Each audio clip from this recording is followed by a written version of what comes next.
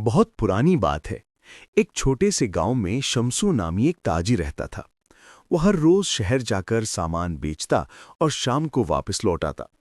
शमसू चीनी, दाल और कपड़ों का कारोबार करता था। उसके पास एक गधा था जिसका नाम लालू था।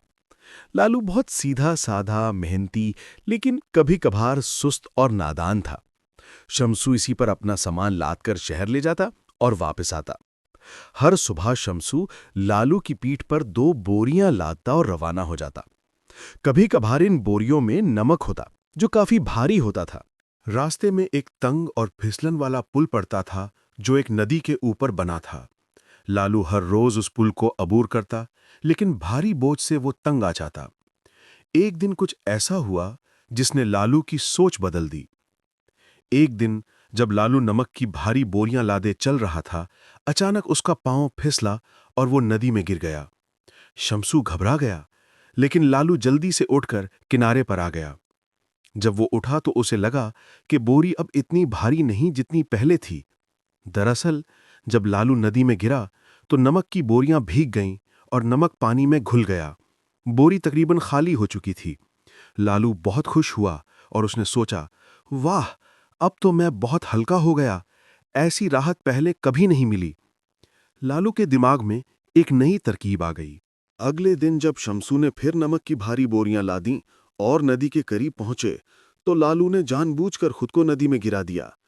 बोरी हल्की हो गई और लालू खुशी से उछलने लगा। लेकिन जब यह सिलसिला 3-4 दिन तक चलता रहा, तो शमसू समझ गया कि लालू अब चालाक हो गया है और जानबूझकर नमक घोल रहा है ताकि बोझ हल्का हो जाए। शमसू ने कुछ न कहा, लेकिन उसके दिमाग में एक मंसूबा बन गया।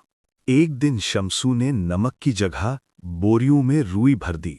रुई बहुत हल्की थी, लेकिन पानी में भीगने पर बहुत भारी हो जाती है। लालू ने हमेशा की तरह वही चाल चली और पुल पर आते ही नदी में कूद पड़ा। जब वो बाहर निकला तो उसे एहसास हुआ कि उसकी पीठ पर बोझ पहले से भी ज्यादा भारी हो गया है। लालू हाँफने लगा और उसका चलना मुश्किल हो गया। उसकी चालाकी उसे भारी पड़ गई।